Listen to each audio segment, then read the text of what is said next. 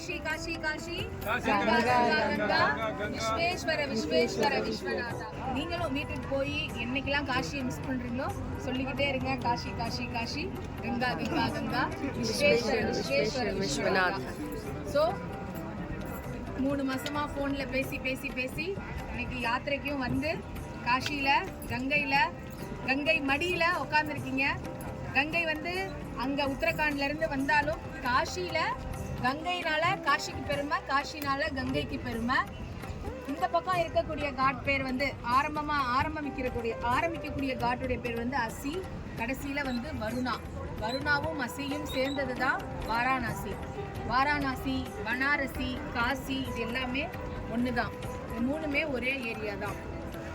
84 லட்சம் பிறவிகள்ல நம்ம கடந்து உருண்டு பிறண்டு வாழ்ந்து முடிச்சு இப்ப மனித பிறவியில இருக்கோம். 84 லட்சம் பிறவிகள்.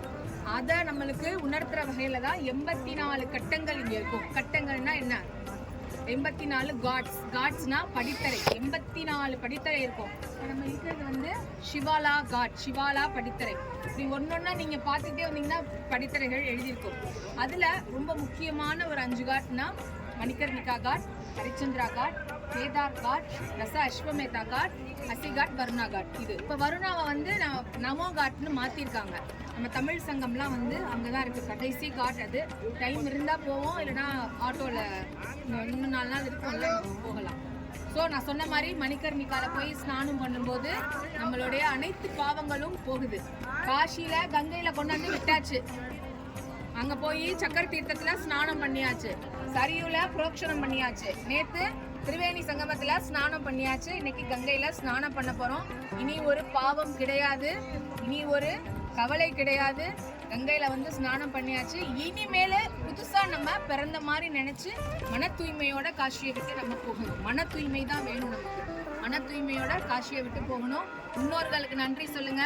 உங்க முன்னோர்கள் செய்த புண்ணியம், நீங்க போன பிறவியில செய்த புண்ணியம்லாம் இன்னைக்கு காஷியில கொண்டு வந்து நிப்பாட்டிருக்கு. It's not easy. எல்லாராலையும் காஷிக்கு வரவே முடியாது.